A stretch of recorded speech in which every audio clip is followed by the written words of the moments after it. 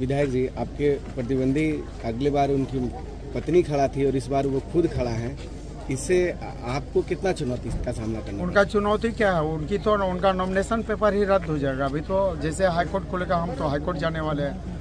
वो लाभ के पद पर रहते हुए नॉमिनेशन नहीं करा सकते हैं।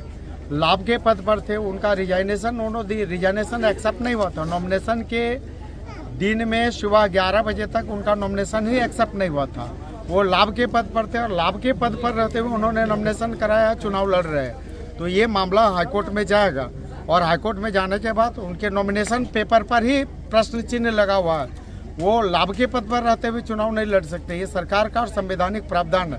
इस संवैधानिक प्रावधान के विपरीत जाके ये काम कर रहे हैं। दूसरा कि ये जिस तरह से लूट खसोट और जिस तरह से भ्रष्टाचार टीटीपीएस ललपनिया में किए, अपने परिवार के कई लोगों के नाम पर 124 करोड़ का जो घोटाला बिना काम किए पैसा निकाल लिए, ये मामला हाईकोर्ट में जाएगा और हाईकोर्ट में जाने के बाद निश्चित रूप से वो विधानसभा ने बल्कि जेल जाएंगे। और फिर से अगर गलती से, ऐसे तो यहाँ की जनता है उनको नकार चुकी है। पहले भी इनको पहले भी विधायक बनाए थे, 97,000 लोगों ने उनको आशीर्वाद दिया था। लेकिन हुआ क्या, 3.5 में कोयला चोरी के आरोप में उनकी सदस्यता चली गई और फिर से यहाँ की जनता दोबारा वो काम करने वाली नहीं है।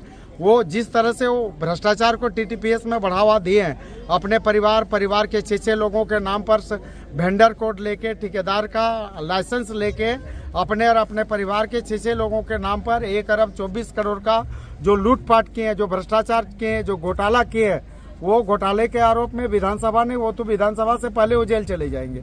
ऐसा इन लोगों ने किया है। और दूसरा, उनके नॉमिनेशन पेपर पे ही बहुत बड़ा प्रश्न चिन्ह है कि लाभ के पद पर रहते हुए कोई भी व्यक्ति न तो नॉमिनेशन करा सकता है और न नॉमिनेशन उसका एक्सेप्ट होना चाहिए। लेकिन सरकारी दबाव में अगर ऐसा कुछ हुआ है तो हाईकोर्ट जाएंगे, हाईकोर्ट में न्याय मिलेगा।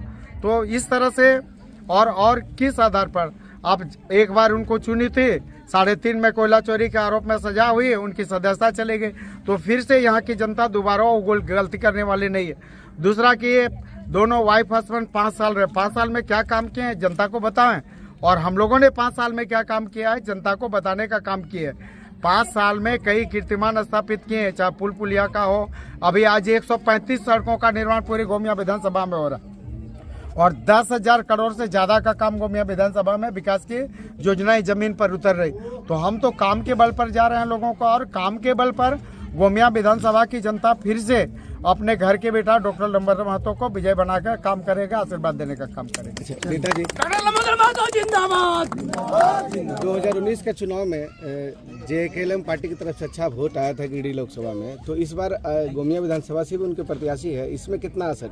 देखिए, प्रत्याशी यहाँ कुल 12 प्रत्याशी लड़ रहे हैं। तो ये लोकतंत्र है, लोकतंत्र में हर व्यक्ति को चुनाव लड़ने की आज़ादी है और कुल 12 प्रत्याशी लड़ रहे हैं। लेकिन एनडीए की जीत यहाँ पर तय है। एनडीए जीतेगी, 100% जीतेगी, काफी अंतराल के साथ जीतेगी, भारी मतों के साथ जीतेगी। इसमें कोई किंतु परंतु नहीं है। गोमिया विधानसभा क्षेत्र की जनता इस बार ठान चुकी है कि हम अपने घर के बेटा डॉक्टर लंबोदर महतो को फिर गोमिया से विधानसभा भेजने का काम करेंगे।